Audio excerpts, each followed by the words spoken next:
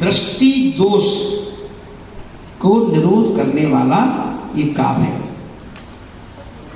और ये जो सब ऐसा इसका प्रभाव है कि कोई व्यक्ति यदि आपके पास तलवार लेके भी आ रहा हो तो वो आपके ऊपर वार नहीं कर पाएगा ना, उससे परिणाम ऐसे चेंज हो जाएंगे।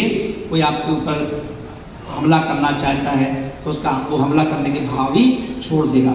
ऐसे शत्रु के जो शस्त्र हैं उसके हाथ से गिर जाते हैं ना, इसका इतना प्रभाव है। तो इस काव्य को पढ़ने से तो ये काव्य हम लोग पढ़ेंगे आज। तो शुद्धि करेंगे सबसे पहले बुद्धस्व बुद्धस्व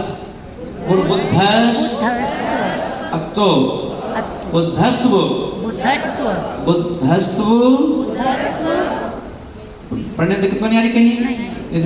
बोर्ड पे लिख के दिखाऊं है ना। तो बुद्धस्व मेव विभु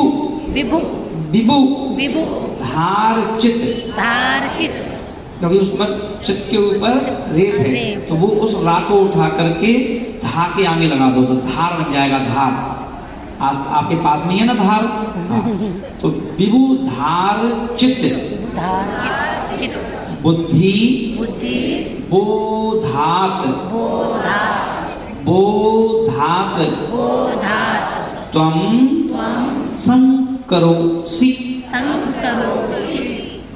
संकरोसि भुवनत्रय। अगर है तो भुवन पर को क्या करना है, भुवन में ता और उड़ जाएगा तो तब क्या हो जाएगा भुवनत्रय। अब अभी भुवन बोलेंगे तो बोले भुव नए भुवनत्रय हाँ त्रय संकरत्वात् धातासि धीर श्यो मार्ग विधेर। जो विधानात् का दी है उसके ऊपर रेप है, उसको रा उठा करके विधे के साथ लगाओ तो विधेर हो जाएगा है ना। विधेर विधानात् व्यक्त्वं त्वमेव भगवन् पुरुषोत्तमोसि। पुरुषोत्त एक ता में दो ता है, एक तो हो जाएगा पुरुषोत्त के साथ पुरुषोत्त, फिर बचेगा एक ता तो तमोसी ठीक है ना। बोधस्त्वमेव विबुधार चित बुद्धि बोधात्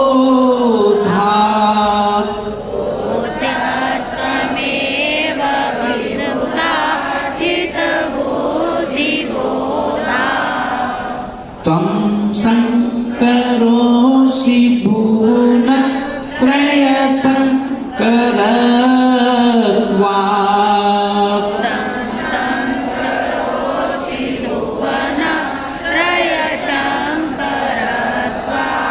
धातासि धीर श्यो मार्ग विधेर विधानात्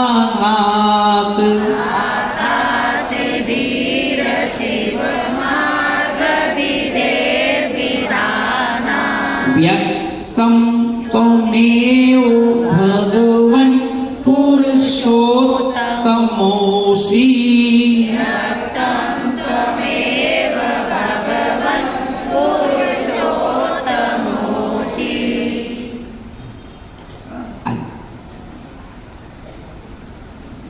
पढ़ेंगे सब लोग एक साथ बुद्धस्त्वमेव विबुधार चित बुद्धि बोधात् त्वं संकरोषि भुवनत्रय संकरत्वात् धातासि धीर शिव मार्ग विधेर विधानात् व्यक्तं त्वमेव भगवन् पुरुषोत्तमोसि।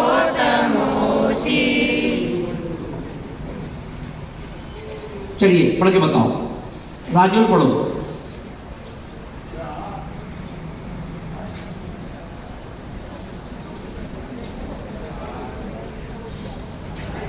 माइक दो ना, माइक माइक माइक।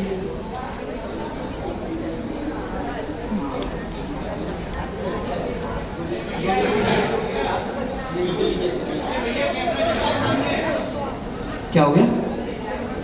एक आया। देखिए बोले कि एक ही, पहले समझ लो, एक ही भगवान में ब्रह्मा विष्णु महेश सभी को भगवान ने घटित कर दिया। जो मानतन स्वामी महाराज हैं ना, उन्होंने कहा कि देखिए आदिनाथ भगवान ही कैसे ब्रह्मा हैं, आदिनाथ भगवान ही कैसे विष्णु हैं, आदिनाथ भगवान ही कैसे महेश हैं ना। तो उन्होंने कहा देखो कैसे कहना है, तो उन्होंने बताया यहाँ पर कि हे भगवान आपको केवल ज्ञान हो गया, तो केवल ज्ञान होने से आप ही बुद्ध हैं। क्या है आप? ब्रह्मा ना। और आपकी भक्ति करने से सुख शांति मिलती है, इसीलिए आप ही शंकर हो, है ना। और सत्य का मार्ग हम सबको बतलाने वाले हो, इसलिए आप ही ब्रह्मा हो। और आप निर्मोही हो, अहिंसक हो, इसलिए आप ही पुरुषोत्तम हो ना। जो रामचंद्र जी भी आ गए इसी में, और सब कुछ आप में समाया है ना। तो ऐसी फोटो है आपकी कि आपकी एक फोटो में हमें ब्रह्मा विष्णु महेश पुरुषोत्तम सब दिख रहे हैं, है ना। हमें कहीं जाने की आवश्यकता नहीं है। तो हे भगवान केवल ज्ञान होने से आप बुद्ध, सुख शांति देने से आप ही शंकर हो, सत्य पथ के कारण आप ही ब्रह्मा हो, निर्मोह मोह नहीं आप किसी से, और अहिंसक हो, इसलिए आप ही पुरुषोत्तम हो। आगे समझ में इसका मंत्र है ओम ह्रीं अर्हं नमो उग्र तवाणम ध्रौम ह्रौम नमः। मंत्र अपन अगर जब सामूहिक पढ़ते हैं ना, तेज पढ़ना चाहिए। अगर आप यहाँ पर 3 बार भी मंत्र पढ़ते हैं तो आपकी एक माला के बराबर फल मिलेगा, है ना। और जब वो मंत्र पढ़ते हैं तो उसका असर ही हमारे ऊपर तुरंत होने लगता है ना। इसलिए पढ़ो एक बार अच्छे से 3 बार मंत्र को। ओम ह्रीं अर्हं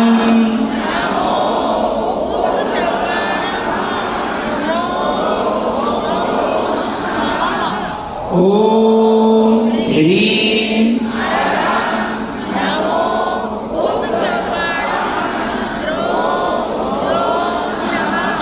ओम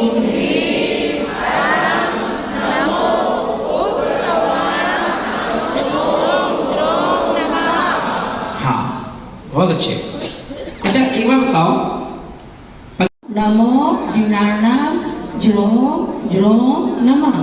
ओम ह्रीं अर्हं नमो ओहि जिनार्णं ज्रों ज्रों नमः। ओम ह्रीं अर्हं नमो परमोहि जिनार्णं ज्रों ज्रों नमः। ओम ह्रीं अर्हं नमो सम्मोहि जिनार्णं ज्रों ज्रों नमः। ओम ह्रीं अर्हं नमो अनंतोहि जिनार्णं ज्रों ज्रों नमः। ओम ह्रीं अर्हं नमो सम्मोहि जिनार्णं ज्रों। ओम ह्रीं अर्हं नमो कोष्ठ बुद्धि जिनार्णं ज्रों ज्रों नमः। ओम ह्रीं अर्हं बीज बुद्धयनं ज्रों ज्रों नमः। ओम ह्रीं अर्हं पत्तेय पादाणु सारिणं ज्रों ज्रों नमः। ओम ह्रीं अर्हं। जो माइक खरखरा रहा है कि आपकी आवाज खरखरा रही है? ओम ह्रीं नमो अर्हं नमो पत्ते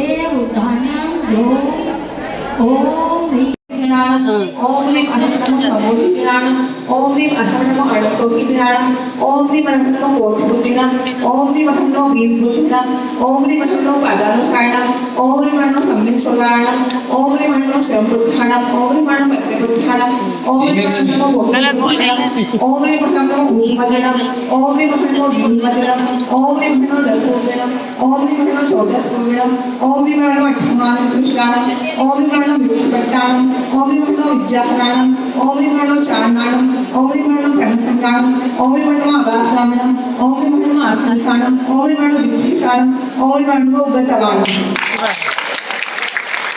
अब तो बोल दो द्रव्यम नमः।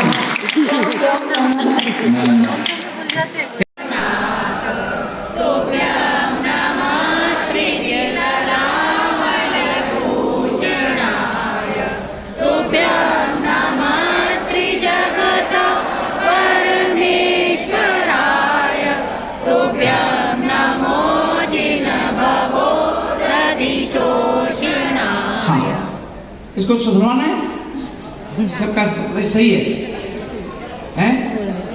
सब सही है, रेडी है? हाँ, इसका अर्थ बताएं सीधा सीधा।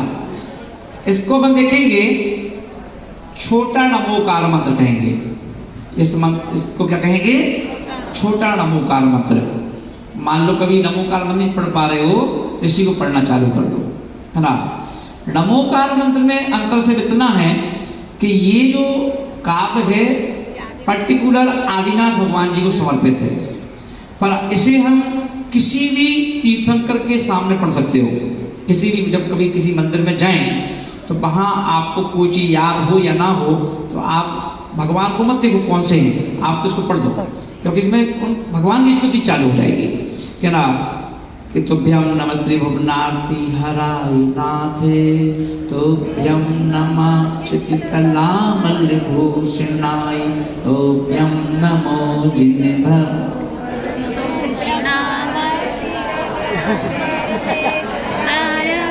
कितने अच्छे लोग हैं बेचारे, अगर आप एक लाइन छोड़ भी दें तो उसी को पकड़ नहीं।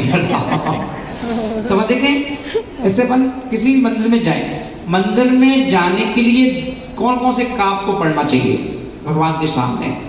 एक 11वें नंबर का काव्य जरूर पढ़ना चाहिए। किसी भी मंदिर में जाओ, किसी भी क्षेत्र पे जाओ, दृष्ट्वा भवन्तं मणिमेष विलोकनीयं नान्यत्र तोषमुपयाति जनस्य चक्षुः पीत्वा पया शशिकर द्युतिदुग्ध सिन्धो क्षारं जलम जलनिधि रसितुं का इच्छे। इस काव्य का अर्थ कौन बताएगा? नहीं, आज कौन बताएगा? इस काव्य के अर्थ को कौन बताएगा? ना, फिर मैं फिर से बताऊंगा इसके अर्थ को, है ना। हाँ बहन बताओ, माइक दे बेटा।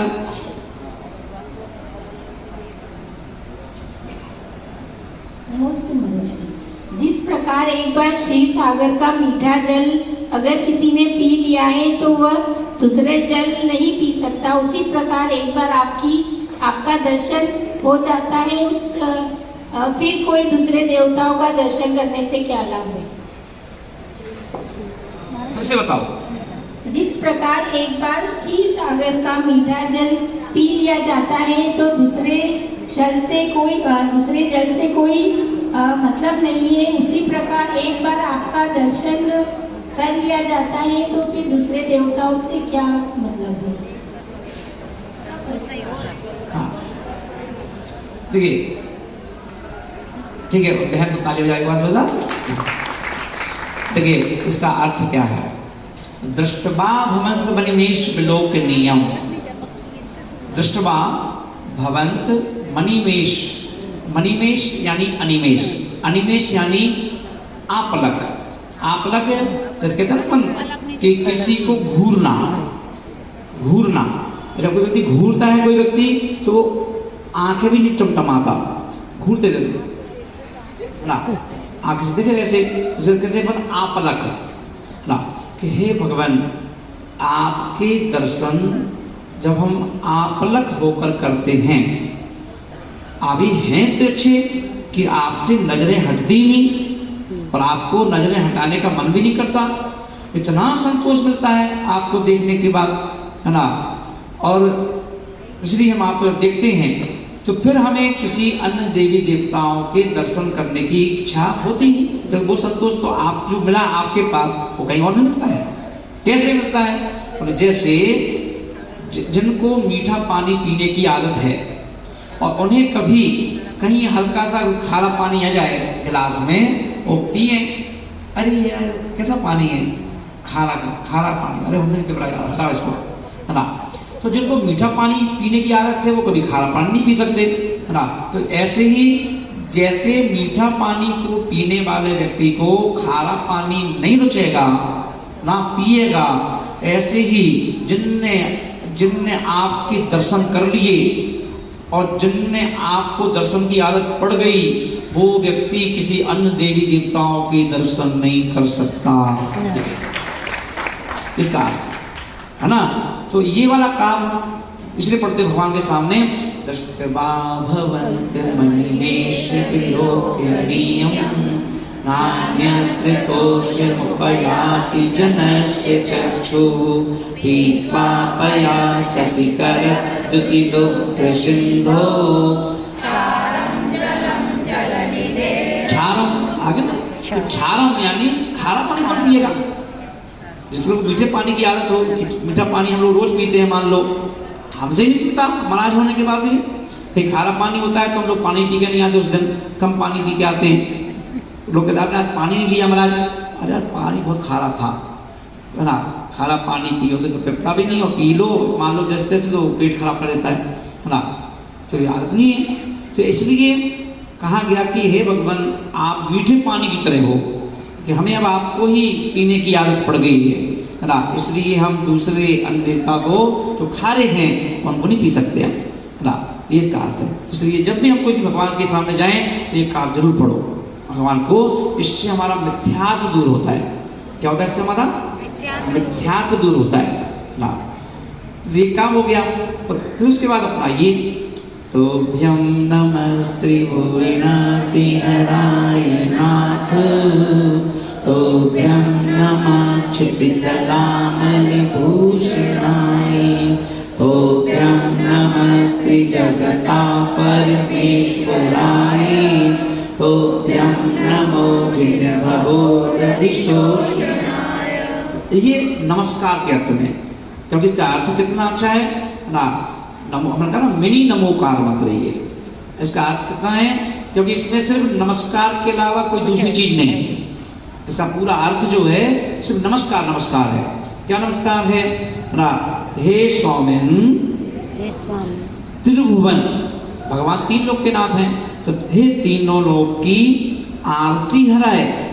आरती हराए यानी पीड़ा को हरने वाले। तो हे भगवान तीनों लोगों की पीड़ा को हरने वाले आपको नमस्कार है ना। पहले लाइन का अर्थ है सबकी पीड़ा हरने वाले आपको नमस्कार। अब दूसरा क्या कह दिया कि क्षितितलामल, पृथ्वी तल के अमल भूषणाए, निर्मल आभूषण। हे भगवान आप क्या हो? आभूषण हो तीन लोग के, इसलिए आपको नमस्कार हो। तो तीसरी पंक्ति में त्रिजगता, तीन जगत के परमेश्वर, आप परमेश्वर हो इसलिए आपको नमस्कार हो। और चौथी पंक्ति में हे जिनेन्द्र देव भव सागर के शोषणाएं, जो भव सागर है उसको सुखाने वाले आपको नमस्कार हो। तो इन चारों पंक्तियों में सिर्फ